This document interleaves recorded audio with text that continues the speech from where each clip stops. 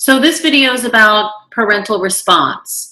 That's when we respond to something that happens with our children. We could either respond too firm or too kind.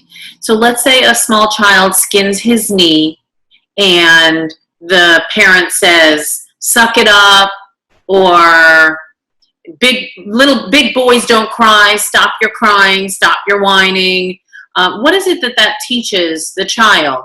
Denial of feelings, men don't cry, and the child feels like he's alone in the world and he's completely independent. In that same situation, if you go over to the child, "Oh, let me put a Band-Aid on it. That's just terrible that you skinned your knee, my poor baby. Let me take care of it for you."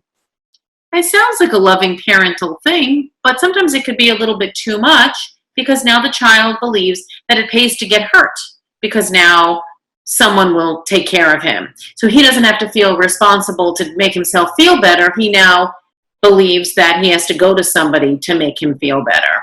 Also, it creates, I am dependent on someone else, that he can't take care of himself. So one of the things that you can do is, "Oh, that looks like that might hurt." This is teaching empathy. This is teaching a more effective way of addressing these small hurts. And this can be done with teenage situations as well as little kid situations. But in the situation of the skinned knee, we're going to say things like, "Oh, that looks like it'll hurt.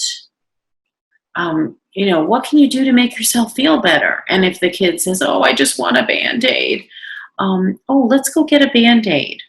And then let him put his Band-Aid on. It teaches him responsibility for his own fixing. What the child learns from being taught how to take care of himself is affirmations of feelings. So his feelings are validated, and he hurt himself, so that's for sure. He begins to take responsibility for himself to feel better, and he becomes interdependent. So he learns how to take care of himself and how to ask for help in order to take care of himself.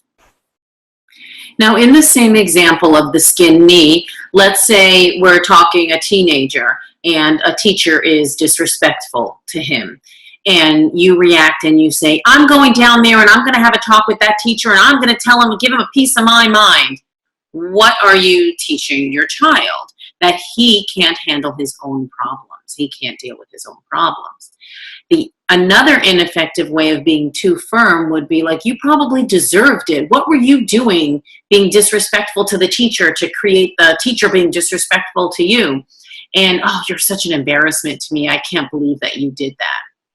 The son is now being told that he is to blame when someone else treats him disrespectfully, and don't even think of coming to me with your problems because I'm not going to be there to support you. A more effective way of handling it as a teenager would be something like, "Wow, I see that this is really upsetting. What will you do? Do you need my help to do that?" So you tell the child, "What will you do?" Ask them, not tell them. "What will you do? And do you need my help to fix the problem?" Now, let's say the same scenario, 10 years later, and the child is now 25 years old. He's at work, and his boss is now being a bully or disrespecting him in some way. If we don't teach them the skills to help themselves when they're little with a skinned knee, or when they're 15 with a disrespectful teacher, then when they become a person in the workforce and something happens, they're not going to know how to handle it, or they're going to handle it in an explosive way. Either way, it's not the healthy way of handling conflict. So let's teach them how to think for themselves in this situation first. Thank you for watching. You can always check me out at CoachRed1.com for lots of blog posts and videos and other important information that you can use as a parent or in life. Please subscribe and click the notification button so that you never miss a video from Coach Red.